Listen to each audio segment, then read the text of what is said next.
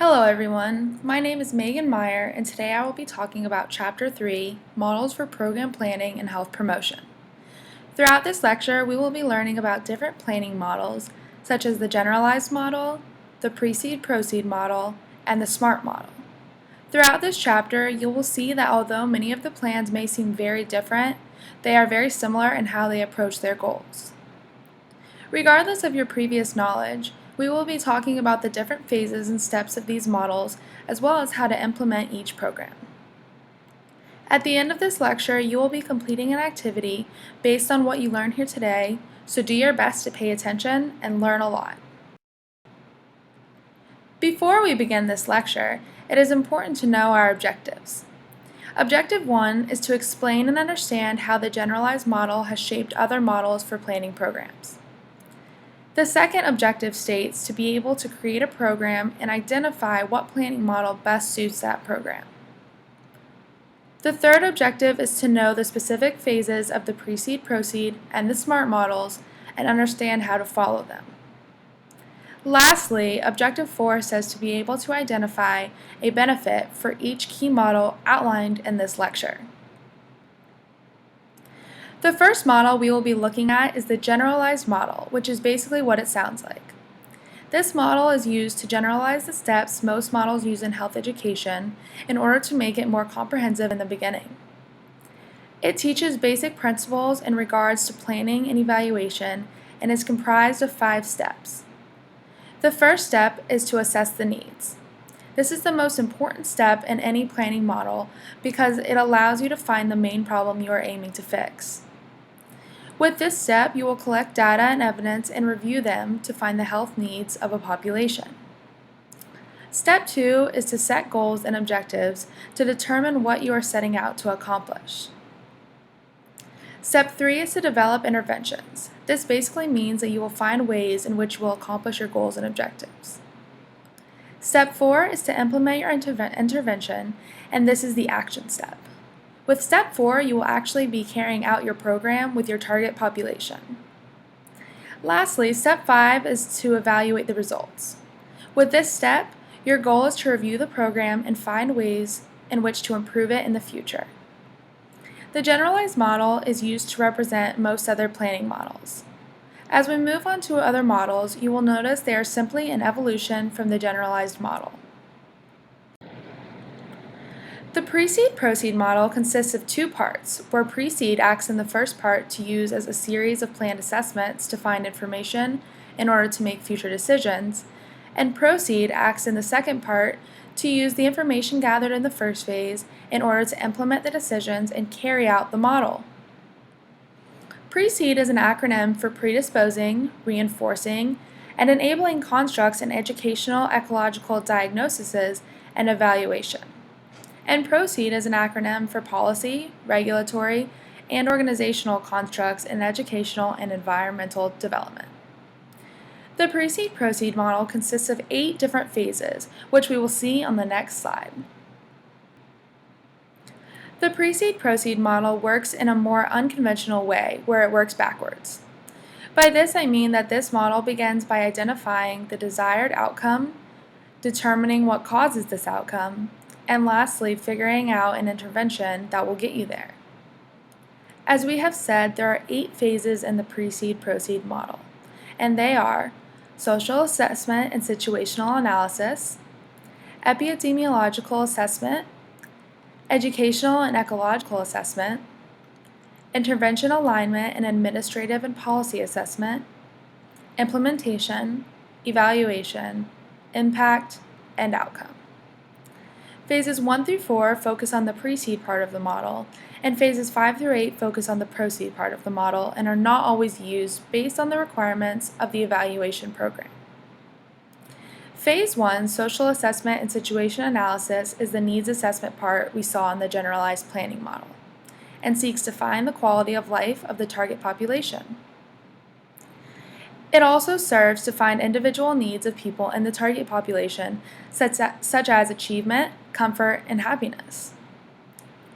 Phase 2 is epidemiological assessment, and this phase uses the information gathered before in the planning and process and during the planning process to identify and rank the health goals that have been shown in Phase 1.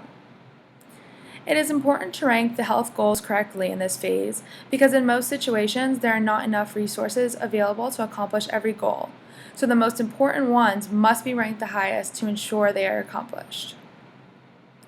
Phase 3, Educational and Ecological Assessment, identifies ways in which a behavior can be altered and puts those into 3 different categories. The first category is predisposing factors, and these factors are personal factors and knowledge that affects a person's willingness and motivation to change. These factors can be things such as attitude or personal beliefs. Enabling factors are the second category, and these are made up of mostly social factors that act as either barriers or enforcers when making health decisions. Lastly, reinforcing factors make up the third category, and are ways to motivate people in the target population to make a change. They can also hinder people to make a change in a negative situation. Phase 4 of the Precede-Proceed model is made up of 2 parts, being intervention alignment and administrative and policy assessment. Phase 4 serves to match appropriate interventions with desired change, as well as identifying if there is enough resources available, and if so, what goals can be accomplished by the available resources. Phase 5 is an implementation, and this is where the planners will begin the implementation of interventions. As I said above, phases 6, 7, and 8 are not always carried out depending on the requirements of the program, but when they are carried out, they focus on the entire program and depict the impact and outcome of the program, and therefore the program is evaluated. As you can see from this slide, I included a diagram of the Precede-Proceed model. Feel free to look at that.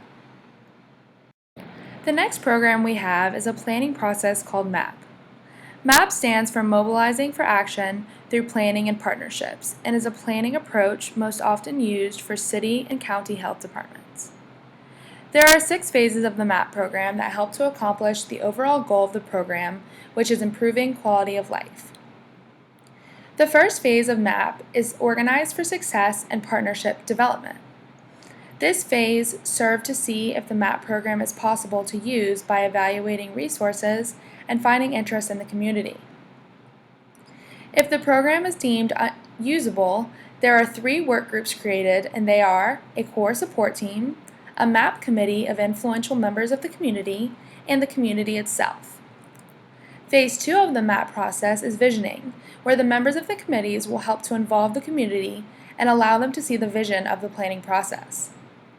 Phase 3 is made up of 4 MAP assessments, which is what makes up the whole model.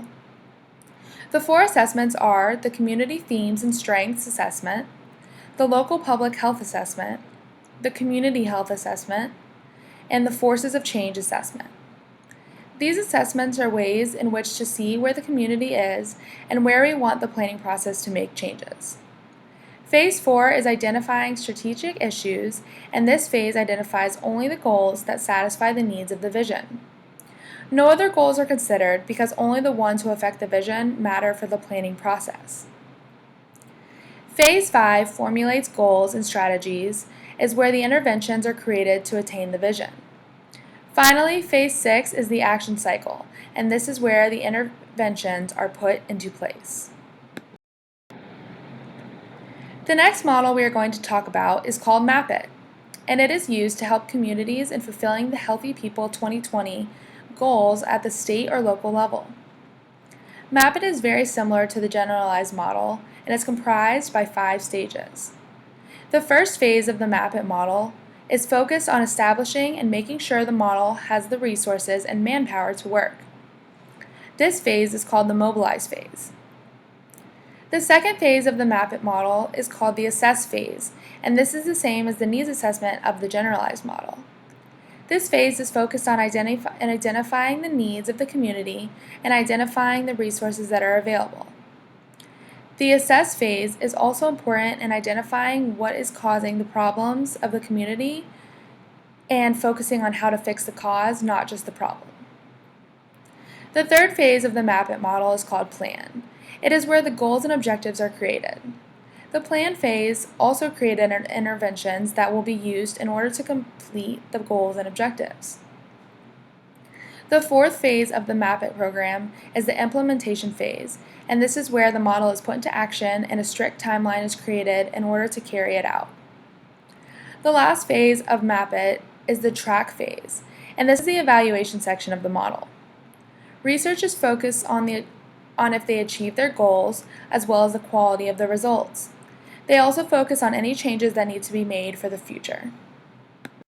Here we have the SMART model, which stands for Social Marketing Assessment and Response Tool, and is unique compared to other planning processes that we have talked about today because of its social marketing focus. Although many programs include their populations and their programs, the SMART model focuses on the consumer's needs throughout the entire planning process. The SMART program consists of 7 phases that all focus on the inclusion of the consumer. Phases 2 through 4 are especially important in this model because these phases focus on attaining a broad understanding of the consumers and must be completed before the development of the intervention begins. Phase 1 of the SMART model is the preliminary planning section of this model, which is imperative to any model. This is considered the needs assessment part of the model, and it is focused on identifying different health problems and figuring out which one should be addressed based on the population's behavior. Once a health problem has been identified, this phase focuses on developing general goals and identifying the resources available. Phase 2 of the SMART model is the consumer analysis phase. This phase is focused on identifying a priority population for the planning model. It is important to remember to use many different research methods when gaining information about your population to identify subgroups. One method is not a reliable way to gather information, and it is best to use multiple methods. Phase 3 is market analysis and is a way to research the way the market and the consumer interacts, as well as how the market influences the consumer. Phase 4 of the SMART model is channel analysis, which focuses on gaining partners for the program. This allows the community to become more involved in the program as well as make the program more effective. An example of this would be if your initiative is exercise, you could partner with a local gym to put on a 5K race or give deals on a gym membership. Phase 5 of the SMART model is to develop interventions, materials, and pre-testing. This phase focuses on developing program interventions based on the information you have gathered about the consumer. Once you have developed your intervention, it is important to pre-test them on a target group of the population in order to make any necessary changes before you actually implement the program. Phase 6 is the implementation phase, and this is the action phase of this model. It is important to continue to gather information on the consumer throughout this implementation. The 7th and final stage of this program is the evaluation phase. Like many other evaluation programs, the focus of this phase is to evaluate how the program reached the desired audience, as well as assess the impact of the program.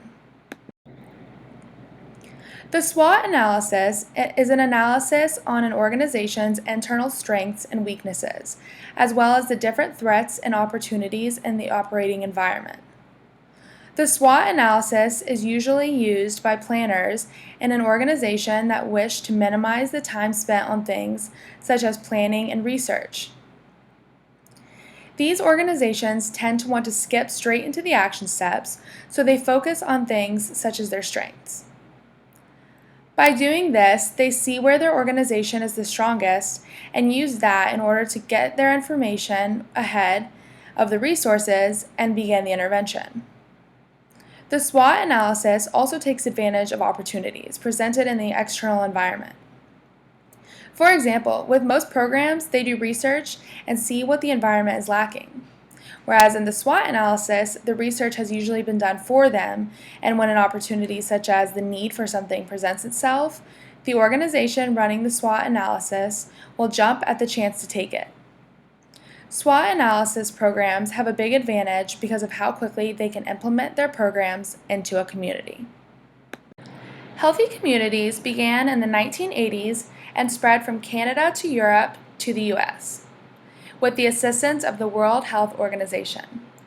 This program was created to take ownership of the community and let an intervention take place based on the wants and needs of the community members with the help of health professionals. The Healthy Communities Program and the CDC came up with something called the Change Tool, which helps to assess the needs of the community, implement interventions, and evaluate the program. One of the biggest pros of the program is that it is almost purely run by the community, ownership keeping the needs of the community the main priority. Moving on to the health communication model, we see 4 phases that are installed in order to ensure the productivity and health communication planning. The 4 phases are planning and strategy development, developing and pre-testing concepts, messages and materials, implementing the program, and assessing effectiveness and making refinements. This model focuses on maintaining a healthy community, and these 4 steps help to keep the needs of the organized and effective. Intervention mapping was originally created in order to fill the gap of information between the precede and proceed phases of the precede-proceed model. Intervention mapping is comprised of 6 steps. These steps are needs assessment, matrices of change objectives, theory-based methods and practical applications, program production, adoption and implementation, and evaluation planning. Intervention mapping is used in order to have a smooth flow of research and information as a model on its own, as well as in the precede-proceed model.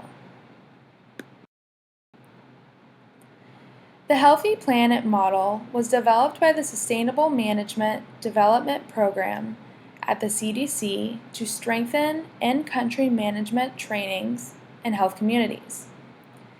This model is comprised of 6 steps, which are priority setting, establishing goals, outcome objectives, strategy, evaluation, and budget.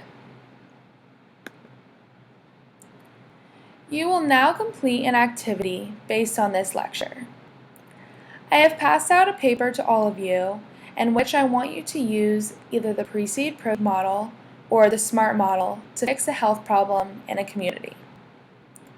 Your assignment is to fix a problem in a community and explain to me exactly how you would go about using a planning process in the community, including the pre-planning and every step of the process. At the end of the activity, I want you to trade papers with a peer and evaluate his or her plan. I have attached a paper with the directions as well as a rubric to follow while completing this activity.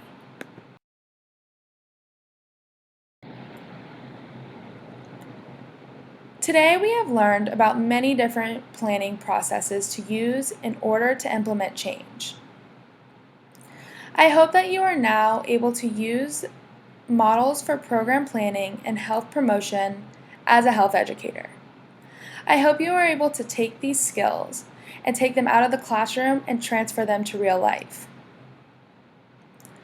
Throughout this lecture, we have learned about the generalized model, the precede-proceed model, the MAP model, the MAP-IT model, the SMART model, SWOT analysis, healthy communities, health communication model, intervention mapping, and healthy planet. We have gone over the different steps and learned that a needs assessment is crucial in every model. Make sure to go back and review any areas you were confused about, and feel free to ask any questions at this time. You may also email me with any questions you may have, and we can set up a time in order to talk about it. Thank you so much for listening, and I hope you learned a lot throughout this lecture. The following resources on this slide were the resources I used in order to obtain my information for my lecture today. Thank you all again so much for listening, and I hope you learned a lot about program planning and using programs in order to implement changes in communities throughout America. Thank you.